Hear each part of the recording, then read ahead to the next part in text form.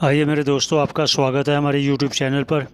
सभी के मंगल की कामना करते हुए आइए श्रवण करें, जैसा कि प्रतिदिन श्रवण कर रहे हैं पंचदशी पर। आगे महाराज जी के श्रीमुख से श्रवण करें पंचदशी का तत्व विवेक प्रकरण। आइए श्रवण करें हम सब मिलकर। विभागिने व्योमवद्व्याप्तदेह दक्षिणामूर्तये नमः। ओम शांति शांति शांति। हम लोग पंचदशी के जो प्रथम प्रकरण है तत्व विवेक प्रकरण, उसी को लेकर चिंतन कर रहे हैं। महावाक्य के द्वारा जो लक्षित है उस ब्रह्म को लेकर पूर्व पक्षी ने आक्षेप किया। अच्छा, वेदांती जी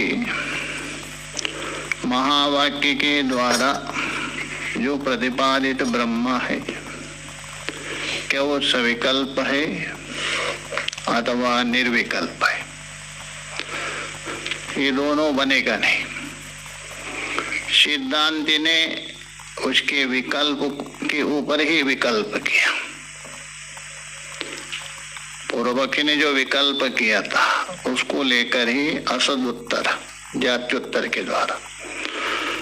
अच्छा, पूर्व पक्षी जी ये बताओ, आपने जो विकल्प किया है सविकल्प का विकल्प है अथवा निर्विकल्प का?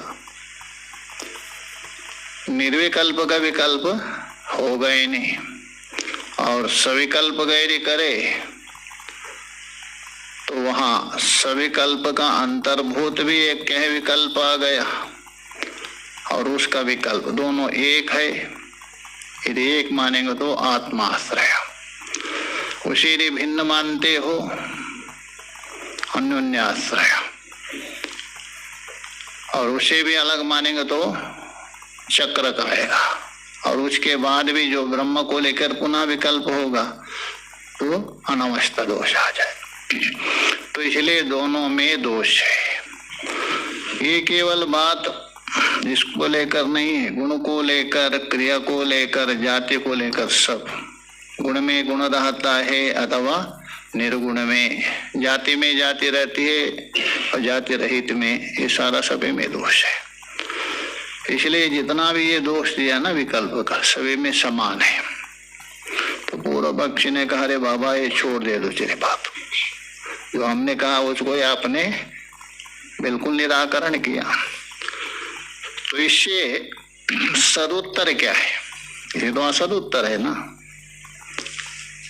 असदुत्तर बोल दो, शास्त्रार्थ में जो होता है पूर्व पक्षी का ही पूर्व पक्षी को ही गलत सिद्ध करना। जो प्रश्न किया है ना, प्रश्न को ही गलत सिद्ध करना, ये शास्त्रार्थ में एक नियम होता। आपने जो प्रश्न किया था ना वो प्रश्न ही गलत है। एक बार काशिकानंद महाराज को किसी ने वाले पुरी के शंकराचार्य ने पत्र लिखा था, शास्त्रार्थ करना है करके। तो उन्होंने उसमें जो पत्र में ही गलती निकाल दिया, व्याकरण आदि। तो उन्होंने कहा पहले आप मेरे से व्याकरण पढ़िए, उसके बाद शास्त्रार्थ कर दे। ये जो आपके वाक्य है लिखी गलती है, ये शब्द गलत है। तो वैसे ही पूर्व पक्षी ने जो पूर्व पक्ष किया था वो प्रश्न को ही गलत सिद्ध किया। तो पूर्व पक्षी ने कहा ये तो असद उत्तर छोड़ दीजिए, तो आप यथार्थ क्या कहना चाहते हैं?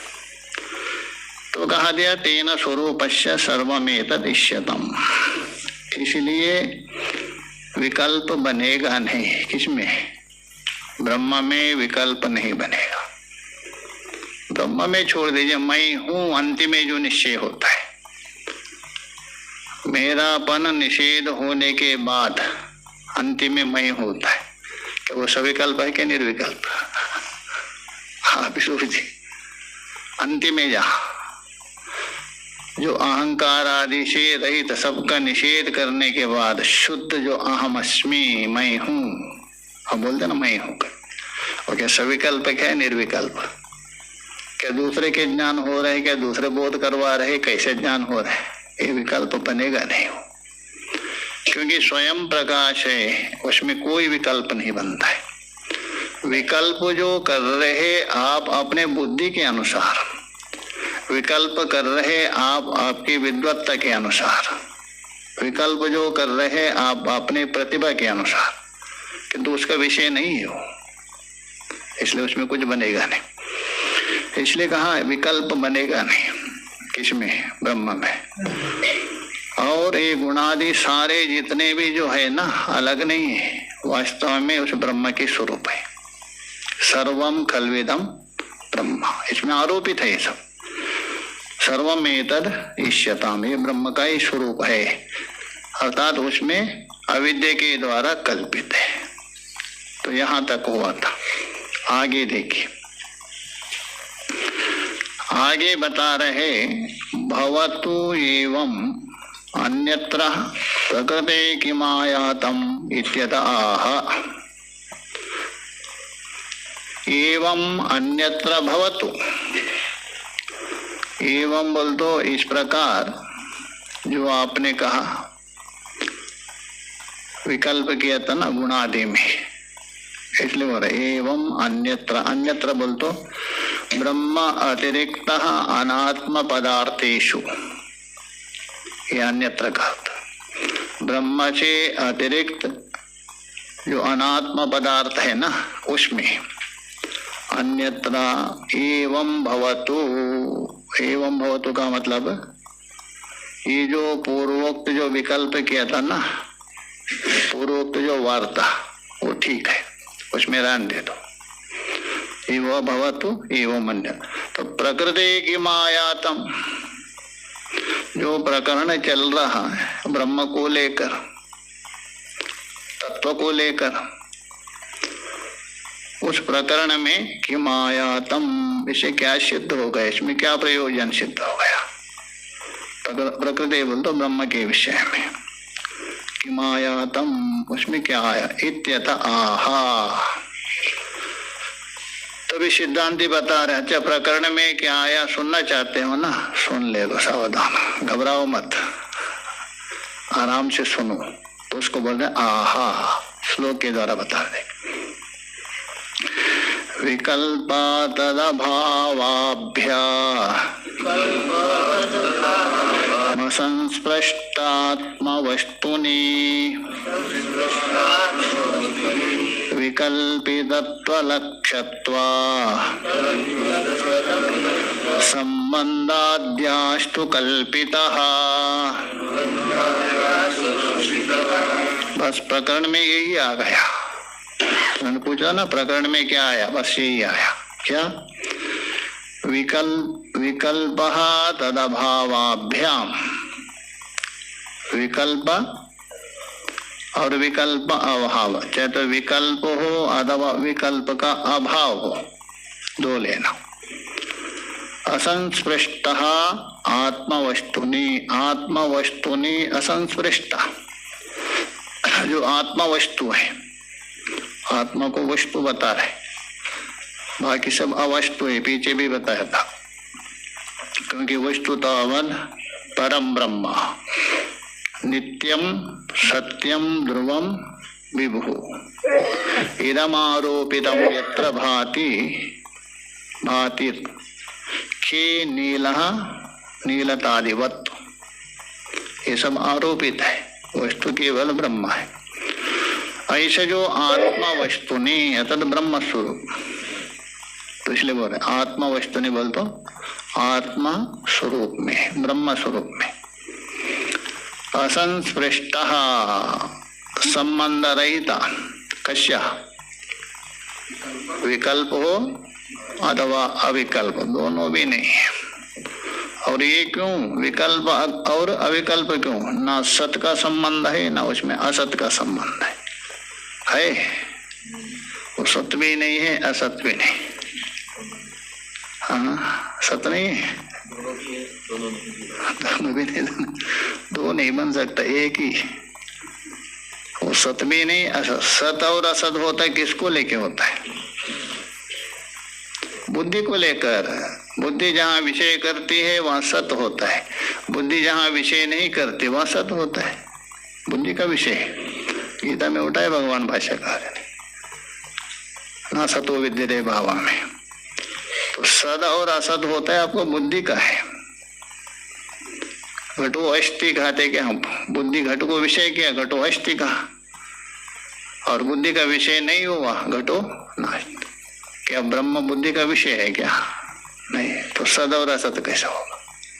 इसलिए सद असत नहीं। वो जो सत है वो स्वरूपात्मक सत्य है, स्वरूपात्मक चैतन्य रूप है। तो इसलिए हम बता रहे विकल्प भी नहीं है और विकल्प का अभाव भी उसके साथ संबंध रहित है।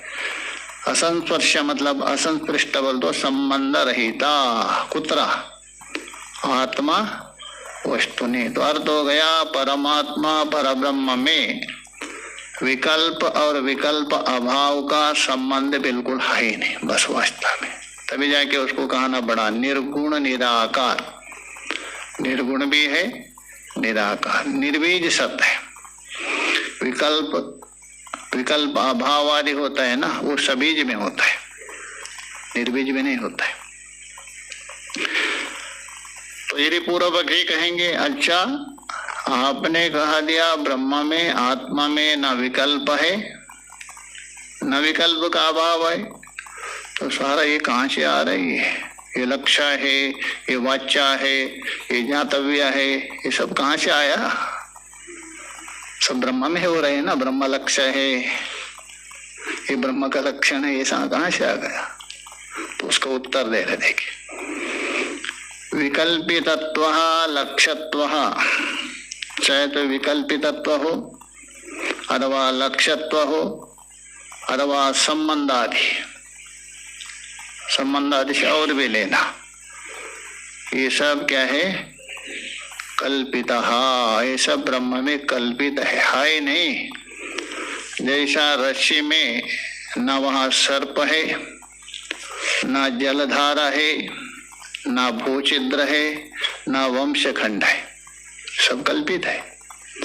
वैसे ही ये ब्रह्म में क्या है? विकल्पित है। विकल्प हो, लक्ष्य हो, लक्षण हो, ये जितना भी क्या है सब कल्पित है। कल्पना क्या? इतना मात्र नहीं, कर्तृत्व आदि जगत का कर्ता मानते हैं ना, ये भी कल्पित है। अच्छा, ब्रह्म में कल्पित है तो आत्मा में भी कल्पित है, स्वयं में भी सब कल्पित है। जितना भी शरीर के दो धर्म, प्राण के दो धर्म, मन के दो धर्म, शरीर के दो धर्म, ये कल्पना की है। क्या आवाज कर रहा है?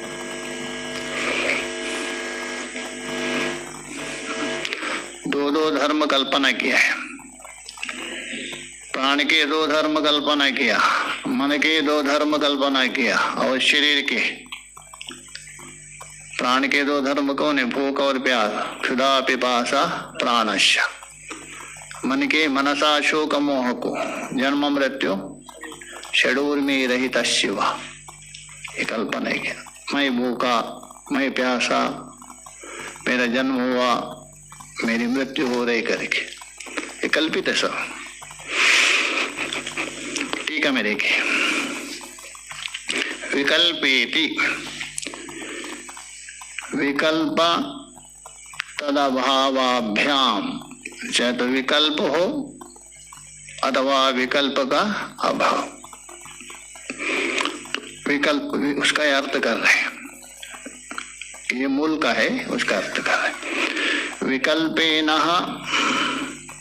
विकल्पाभावेन, चाहे तो विकल्प के द्वारा हो अथवा विकल्प अभाव के द्वारा।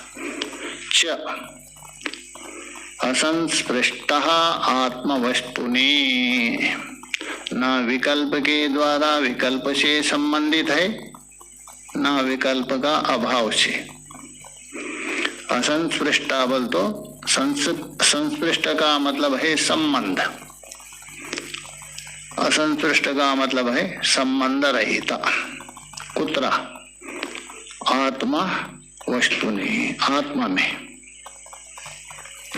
इसलिए यहाँ अध्यास भाष्य में भगवान भाष्यकार जी ने कहा दिया है, यत्र यदध्यस्तम तत्कृतेना दोषेना गुणेन व अणुमात्रेणापि ही सना संपद्यते। जहाँ अतः जिसमें जो अध्यास हो रहे, जिस अधिकरण में, जिस अधिष्ठान में जो अध्यास हो रहे, तो अध्यक्ष पदार्थ के गुण हो दोष हो, उसे अधिष्ठान जरा सा भी लिप्त नहीं होता है। जैसा मान लीजिए मरुमरीचिका में आपको जल दिख रहे,